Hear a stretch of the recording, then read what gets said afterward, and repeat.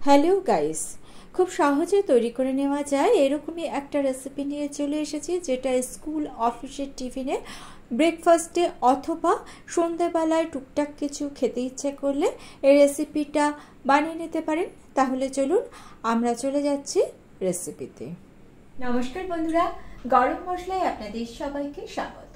গ্যাসে একটা কড়া বসিয়ে এর মধ্যে দিয়ে দিলাম 1 চামচ ঘি। এইবার এর মধ্যে আমি হাফ লিটার সাধারণ টোন মিল্ক দিয়ে দিচ্ছি। ইচ্ছে হলে আপনারা ফুল ক্রিম দুধও দিতে পারেন। দুধের টেম্পারেচারটা যখন হাত ছোঁয়া হবে তখন এর মধ্যে অ্যাড করে দিচ্ছি মিল্ক পাউডার। 2 কাপ মতো মিল্ক পাউডার আমি অ্যাড করছি, তবে একসঙ্গে সমস্ত মিল্ক পাউডার দিয়ে দিচ্ছি না, অল্প অল্প করে মিল্ক পাউডারটাকে দিচ্ছি আর মিশিয়ে দিচ্ছি। এইরকমভাবে অল্প অল্প করে দুধের মধ্যে মিল্ক পাউডার মিশিয়ে দিলে মিল্ক পাউডারের কোনো লাম্পস দুধের মধ্যে তৈরি হবে না।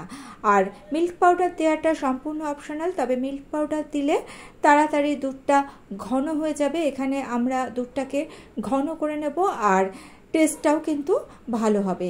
দেখুন, মোটামুটি 4-5 মিনিট পর আমি দেখাচ্ছি। আর মিল্ক পাউডার যখন দিচ্ছিলাম আমি গ্যাসের ফ্লেমটা কিন্তু অফ করে রেখেছিলাম।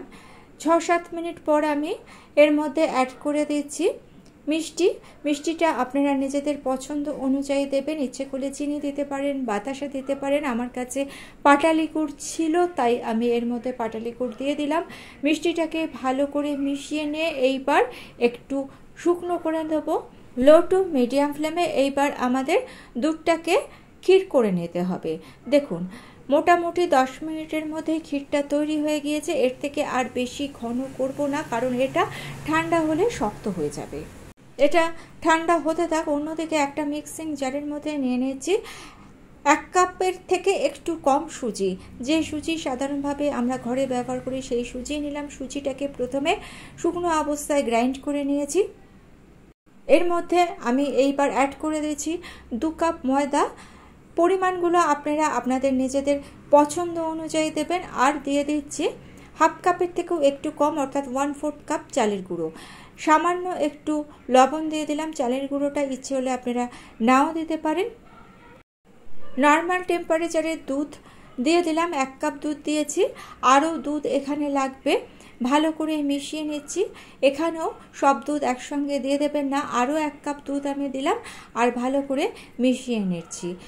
একবারে যদি সমস্ত দুধটা দিয়ে দেন তাহলে ব্যাটারটা অনেকটাই পাতলা হয়ে যাবে, তাই বারে বারে দুধটা দিতে হবে।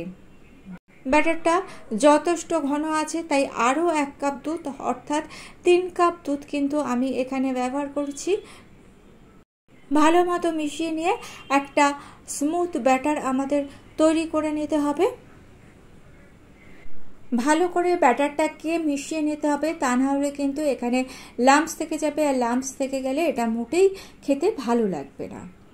যেহেতু এখানে সুজি দেওয়া হয়েছে আর সুজি কিন্তু প্রচণ্ড জল কিংবা দুধ অ্যাবজর্ব করে, তাই এখানে আরও একটু দুধের প্রয়োজন আছে। অল টোটাল 4 কাপ দুধ এখানে আমি মিশিয়ে দিয়েছি। এইবার এর মধ্যে আমি অ্যাড করে দিচ্ছি পাটালি গুড়। আপনারা যদি চিনি দিতে চান সেক্ষেত্রে চিনি দিতে পারেন।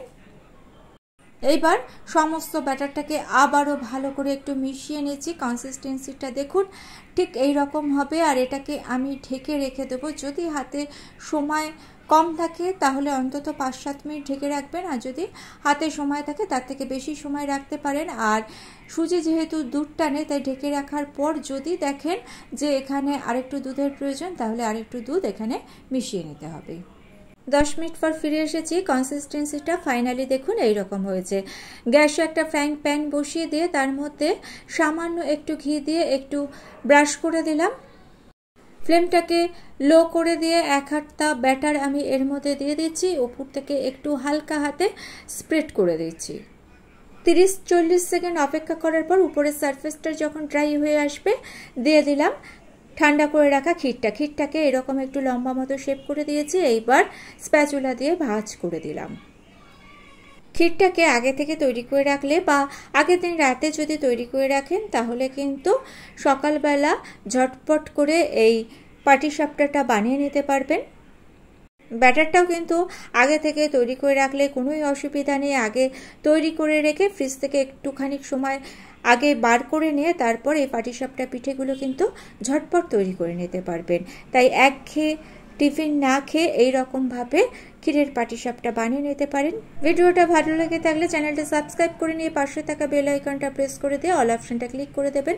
তাহলে যখনই নতুন কোনো ভিডিও আপলোড করব তার নোটিফিকেশন আপনাদের কাছে চলে যাবে। আজকে এই পর্যন্ত, ভালো থাকবেন, সুস্থ থাকবেন।